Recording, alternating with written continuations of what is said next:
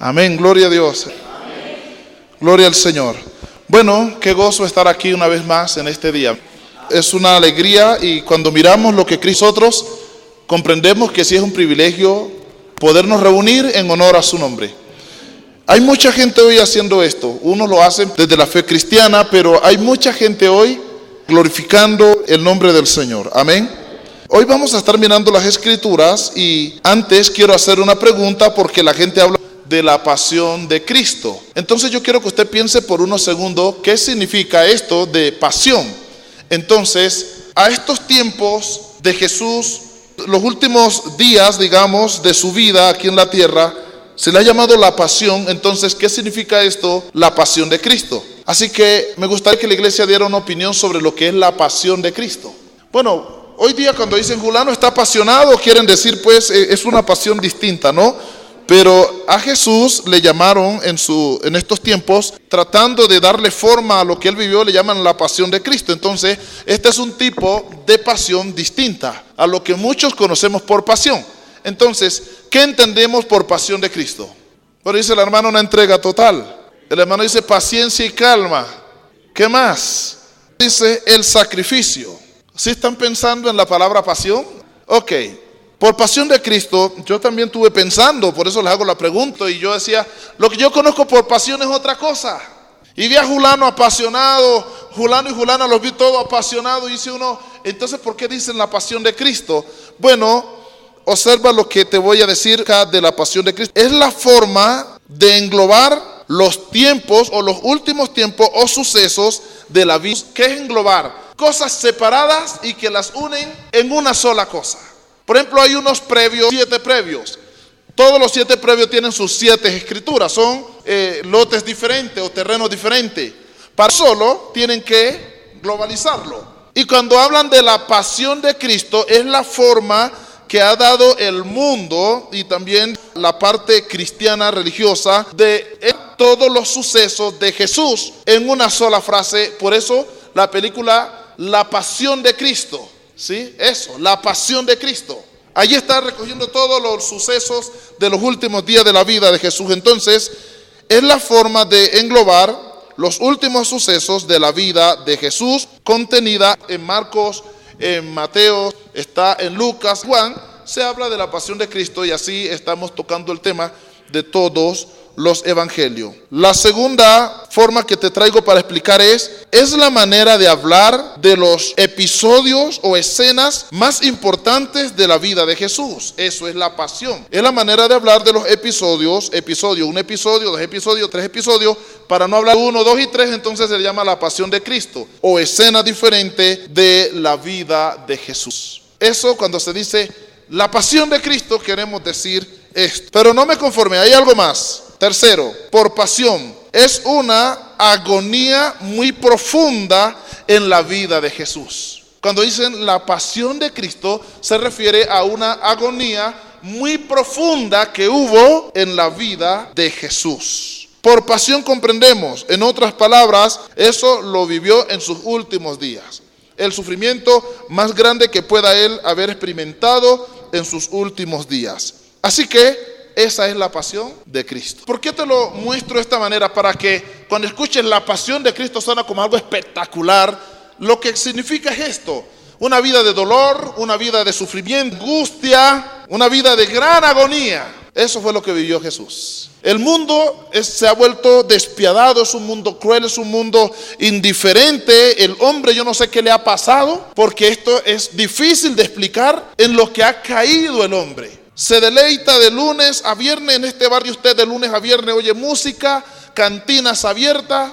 Los domingos peor, es más fuerte. Los sábados también ni me digan. Yo que vivo aquí, que por aquí cruza todo el mundo, me doy de cuenta que a veces ni nos dejan dormir con las peleaderas. Y llegan los de Navidad y se enloquecen más, que son los tiempos de Cristo. Y llega el tiempo en que se habla de la pasión de Cristo, de los momentos en que el mundo debería estar en silencio, atemorizado, agradecido. ¿Y sabe cómo anda el mundo? En lo mismo de todos los días, de todos los días. Hoy el mundo entero está diciendo, hoy es el día en que muere nuestro Señor. ¿Lo están diciendo, sí o no? Todo el mundo lo sabe. ¿Y cómo pueden haber unos sentados con una ronda de cerveza, tomando aguardiente y hablando quién sabe qué? Definitivamente, el hombre va rumbo a la condenación, hermanos. El hombre va rumbo a la condenación. El Señor ha dicho que los perdidos serán como la arena del mar. Y uno dice, ¿pero por qué? Allí tienes la explicación. Ahí tienes la razón por qué los perdidos serán muchos. Ni leyendo la Biblia, ni viendo películas, ni escuchando audio, ni nada, ni viendo cine. Nada los toca para arrepentirse y reconocer al Dios de los cielos. Se volvieron insensibles, perdieron toda cordura.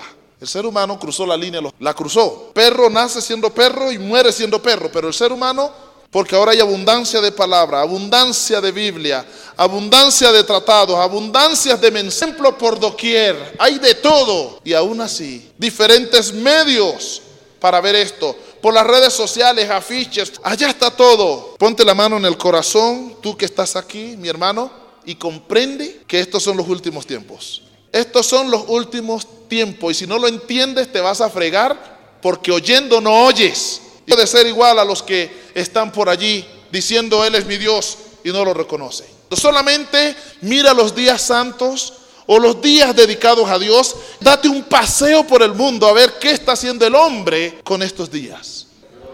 Así que el tema de hoy lo he llamado Caminando al lado de la pasión de Cristo. Ese es el tema que quiero compartir. Repito, caminando al lado de la pasión de Cristo. Amén. Y de una manera muy sencilla, entonces vamos a mirar algunos versículos con algunos capítulos. Vamos a hacerlo diferente a lo que todo está haciendo, porque todo el mundo está en las 7 palabras. Y todos se las saben y sus vidas no cambian. 7 palabras poderosas por las que nosotros hoy hemos creído. Y la gente se las sabe y todos los años van detrás de las 7 palabras. Esto no tiene sentido. Esas 7 palabras tienen que estar en nosotros desde el primer día que las escuchamos hasta el día de nuestra muerte. Y solo las quieren recordar una vez al año. Por eso yo casi no predico las 7 palabras, porque siempre las estamos predicando a lo largo de todo el año, de los meses, de la semana. Estamos hablando de todo lo que Jesús hizo por nosotros. Ahora bien, las 7 palabras deberían de transformar el corazón del hombre. Y no está funcionando, ¿sí o no? No está funcionando con la gente. Algunos dicen, ay, pero es más películas, qué aburrido. Y van a buscar una de Arnold Schwarzenegger, de cualquiera, pero ya les parece aburrido siempre las mismas películas de Jesús sufrido. Que les recuerden al menos una vez al año que Él murió por nosotros. La gente ya está, el mismo Cristo, el mismo Moisés. Ahora quieren uno que tenga el pelo como Goku, ojos llenos de llama y no sé, con unas alas o un Cristo verde. La gente quiere es que les estén moviendo las emociones de acuerdo a los designios de su corazón. La gente quiere oír y ver lo que quieren ellos mismos, y la verdad no les importa, no les importa. Amén. ¿Cómo se llama el tema de hoy? Caminando al lado de la pasión de Cristo, al lado de los sufrimientos de Cristo o al lado de la agonía de Cristo. Esto es lo que vamos a compartir un poco. Así que en el libro de Lucas, capítulo, versículo 47, dice así la palabra del Señor.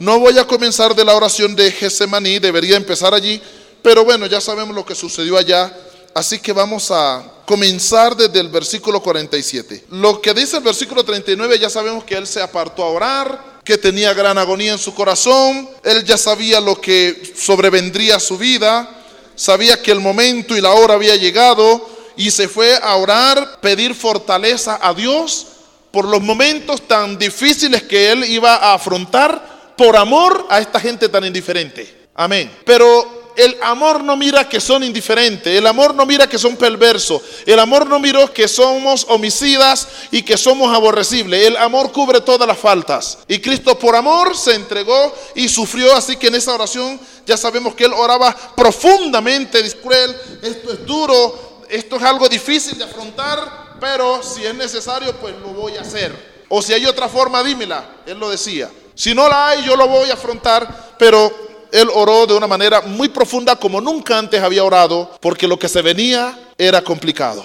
Y aún así, lo hizo. ¿Por qué lo hizo? Amor. A que se escuche, hombre. Diga, por amor a nosotros. Eso, por eso lo hizo. Por eso. Al hombre se enoja cuando le dicen testarudo. No somos testarudos. El hombre no le gusta que le digan tercos. ¿Somos tercos o no?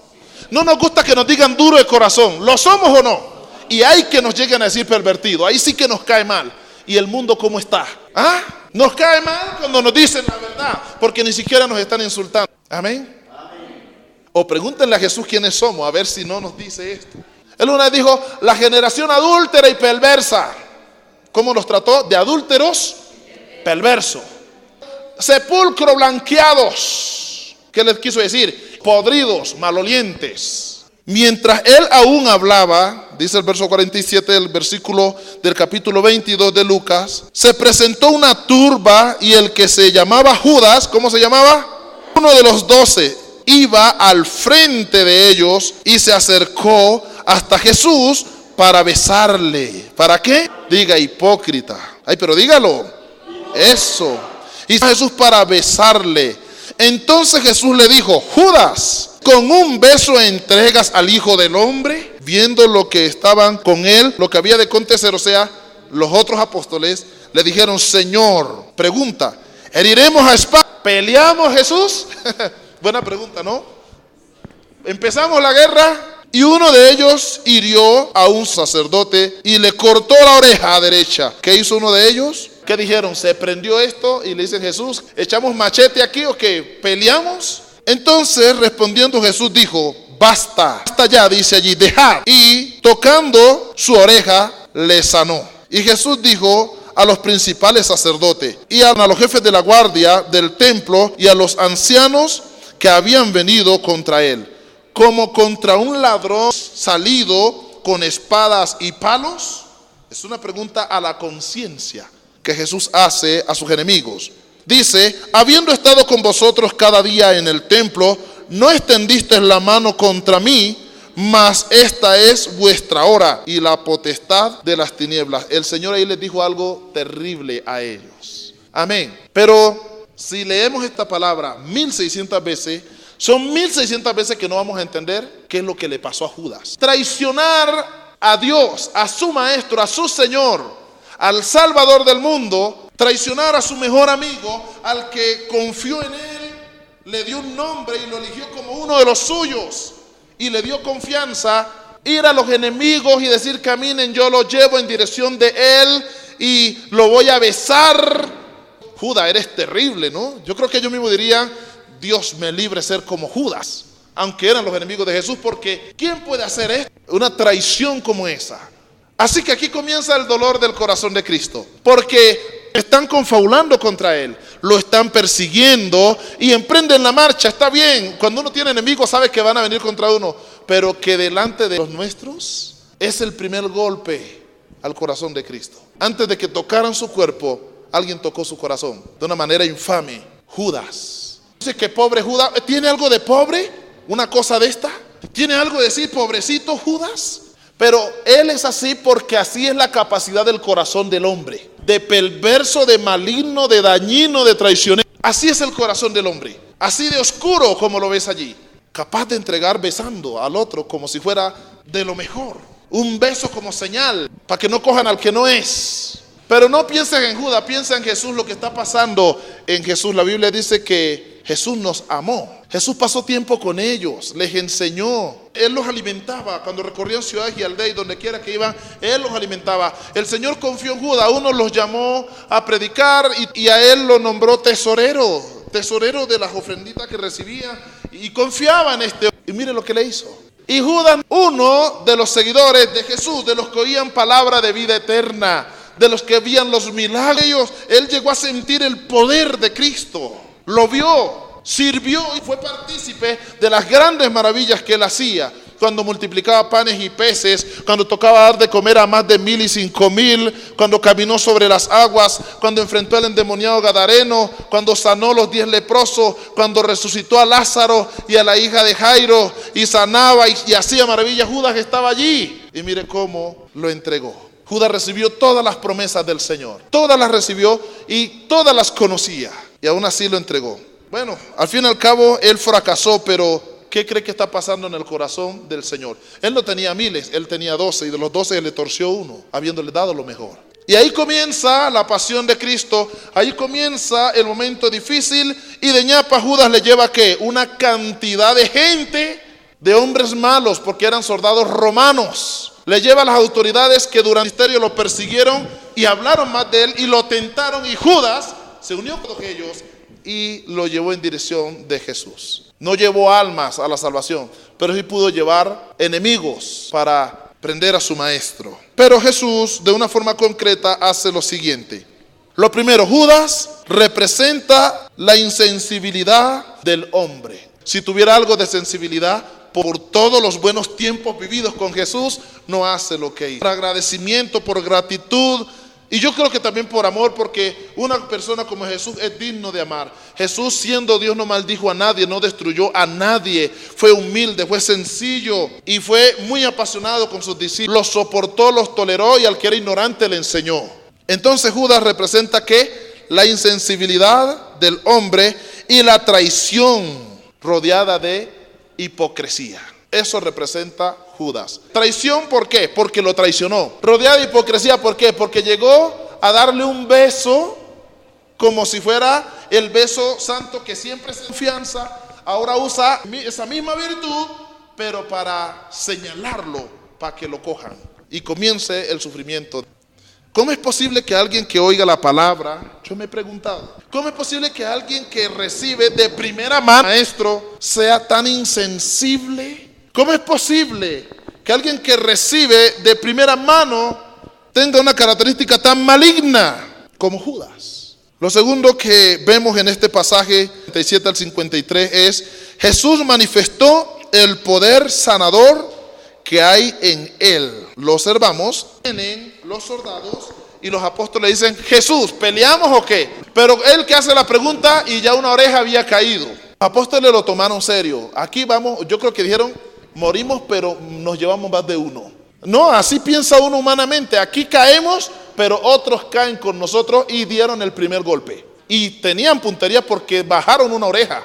Pero Jesús, él dice: basta, deja. O sea, basta, por favor, como decimos nosotros. Y deja quiere decir deténganse. Esta no es la forma. No es así que lo vamos a lograr. Y se confunden ellos. Pregunto, con la pregunta: ¿qué hacían los hermanos con espadas? Si eran evangélicos. ¿O de dónde salió esa espada? Cargaban su espada. Pero el Señor le dijo: Pedro, guarda tu espada.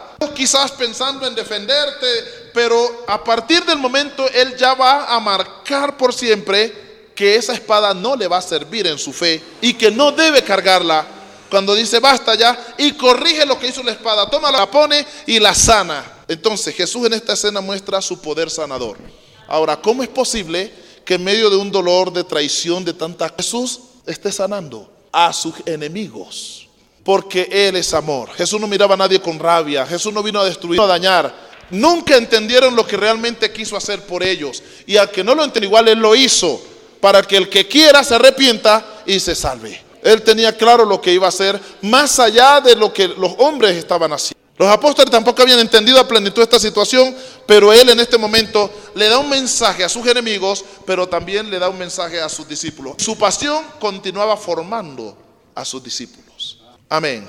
Y yo decía: le dejo la oreja caída. Yo lo dejo caído, porque es que es uno más contra mí. No le hago daño, pero lo dejo así. ¿Pero qué hizo Jesús?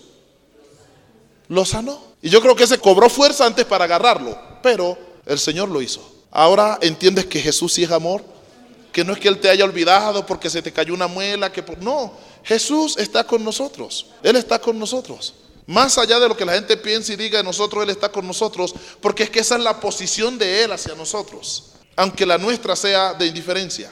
Y observa, Jesús en ese mismo instante no solamente manifestó la sanidad, el poder de la sanidad, sino es que Jesús manifestó la virtud pacífica que debe haber entre los hombres. Pacífica significa que cuando Él detiene la pelea, cuando Él manda a guardar la espada y sana a aquel hombre, quiere paz entre ellos. Que Él no vino a generar este tipo de guerras, de mortandad, de violencia, y no está de acuerdo que ellos se dañen entre sí, porque al fin y al cabo Jesús no es de este mundo. Él vino a este mundo, pero Él no es de este mundo. Y está enseñando que los hombres no deben dañarse ni autodestruirse ellos mismos. Él no está pensando en que mis enemigos vienen a dañarme. Después toma su espacio para hablarle a ellos. Pero en el momento, de acuerdo a la ocasión, muestra que lo que quiere es paz entre ellos y no que se hagan daño. Eran unas cuantas muertes allí. Él vino para evitar todo eso, que se maten entre ellos. Tampoco vino a hacerles daños. Por eso devolvió la oreja y sanó a ese hombre. Ahora, no solo esto.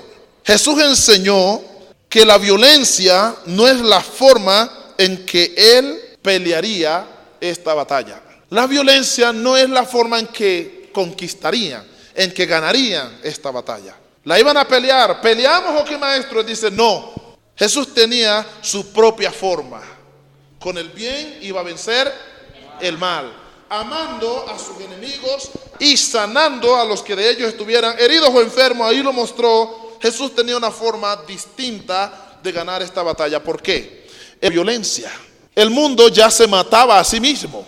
El mundo se oprimía a sí mismo uno contra otro. Satanás se suma destruyendo la humanidad. ¿Qué tal si Jesús viene y mata a otros cuantos con sus apóstoles?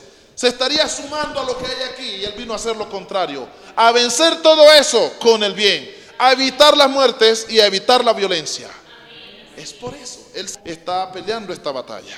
Oh, qué raro si a la muerte le suman más muertos, ¿no? Pero no. Y al que mayor sufrió un rasguño, Jesús lo sanó. Dejó claro lo que Él es y lo que quiere para esta humanidad.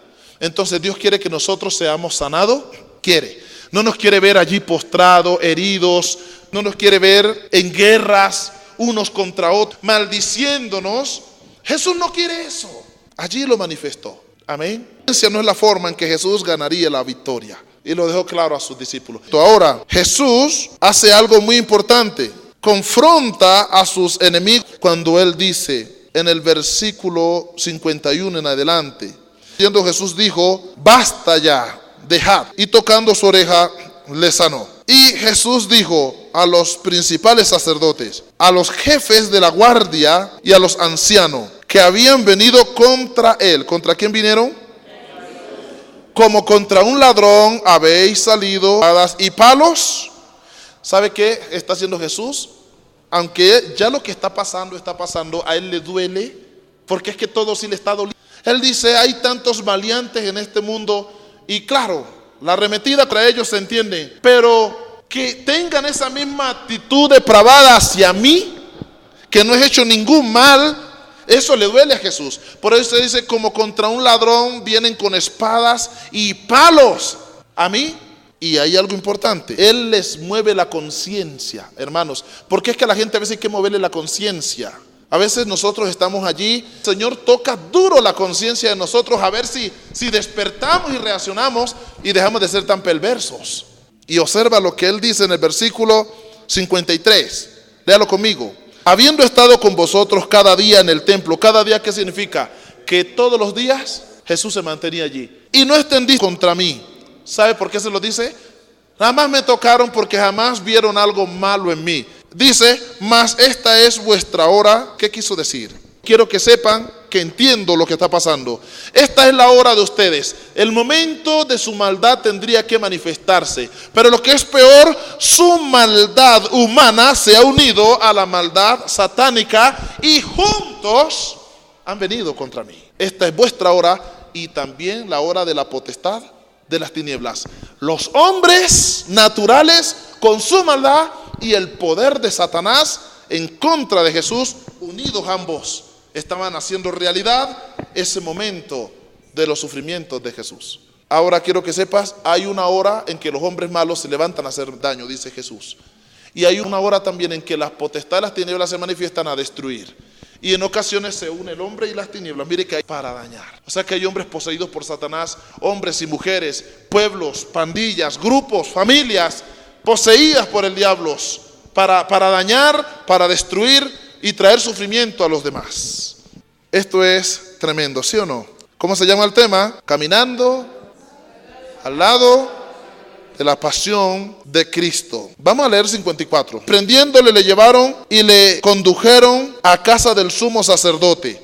Ahora ya aparecen los sacerdotes en esta situación. Y Pedro les seguía de lejos. Y habiendo ellos encendido fuego en medio del patio, se sentaron alrededor y Pedro se sentó también entre ellos. Pero una criada, al verle sentado al fuego, se fijó en él y dijo: también este estaba con él. Pero él le negó, diciendo: mujer, no lo conozco. Un poco después, viéndole, otro dijo: tú también eres de ellos. Pedro dijo: hombre. A la mujer, ¿cómo le dijo? Mujer, no lo conozco. ¿Y cómo le dice a este? Hombre, no. Como una hora después, otro afirmaba diciendo: verdaderamente también este estaba con él, porque es Galileo. Pedro dijo: hombre, no sé lo que dices. Y enseguida, mientras él todavía hablaba, el gallo tocó. Entonces, vuelto el Señor, miró a Pedro, y Pedro se acordó de las palabras del Señor que le había dicho: antes que el gallo cante, me negarás 3 veces. Y Pedro, saliendo fuera, lloró.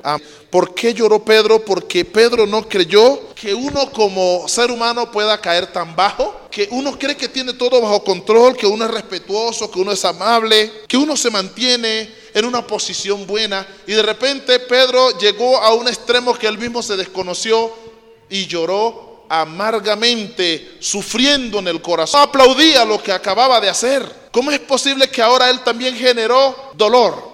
Jesús estaba escuchando. Oye, tú eres de los de Jesús. Mujer, no lo conozco. Y Jesús le pasó.